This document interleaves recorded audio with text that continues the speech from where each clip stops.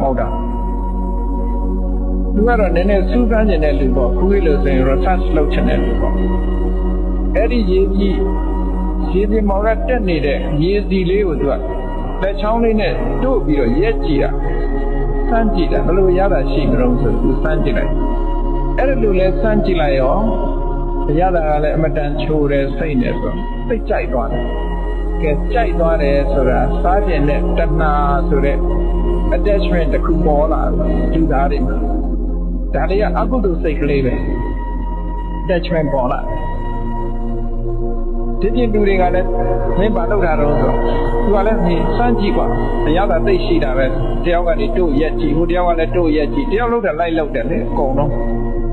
အဲ့တော့အားလုံးလူတွေကဘာလုပ်တော့ဆိုလက်ချောင်းလေးနဲ့တို့တူပြီးတော့ဒီထူးဆန်းတဲ့ရေပြင်ပေါ်မှာပေါ်လာတဲ့ရတ္တပထဝီတွေကိုသူတို့ကတို့ချီရင်ကနေပြီးတော့ခရိပင်ဆိုတဲ့တဏှာပေါ်လာ attachment ဆိုတဲ့တဏှာပေါ်လာအဲ့ဒီတဏှာပေါ်လာတော့ဘာဖြစ်တုံးဆိုရင်လက်ချောင်းလေးနဲ့တို့ပြီးတော့ရက်တာအားမရတော့ဘူးသူကတဏှာကတဖြည်းဖြည်းကြီးလာတယ်အားမရတော့ဘာလုပ်တုံးဆိုရင်လက်နဲ့ယူပြီးတော့စားကြအားရပါရစားကြတော့အဲ့လိုလက်နဲ့ယူပြီးစားရတာနေဟိုလူကစားဒီလူကစားတယောက်စားတာကောင်းတယ်ဆိုဟိုလူကလည်းလိုက်စားအကုန်လုံးလူသားမျိုးနွယ်တွေကကောင်းကင်ဘဝဆင်းပြီးတော့အကုန်စားကြတဲ့အခါကျတော့ဒီတဏှာရဲ့ effect ပေါ့ side effect လို့ပြောခြင်းပြောပေါ့သူတို့ဒီအစာပေါ်မှာလောဘတက်လာတဲ့ဒီအကုသိုလ်ကြောင့်ဘုရားဖြစ်သွားတော့ဆိုရင်တောက်ပြောင်ပြောင်ဖြစ်နေတဲ့သူတို့ခန္ဓာကိုယ်ကအကြောင်းအဝါအပြောက်ဖြည်းဖြည်းမှိန်သွားမှိန်လာပြီးတော့နောက်ဆုံးကအကြောင်းတွေပြောက်ကုန်ကြလို့ခန္ဓာကိုယ်ကလည်းနည်းနည်းအသားရည်တွေနည်းနည်းကျန်းလာ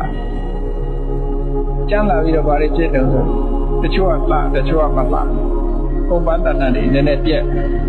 လှတာမလှတာပေါ်လာလှတာမလှတာပေါ်လာတော့လူတွေစိတ်ထဲမှာဘာလို့ဆိုလှတဲ့လူကမာနကြီးတယ်မလှတဲ့လူကိုထင်သေး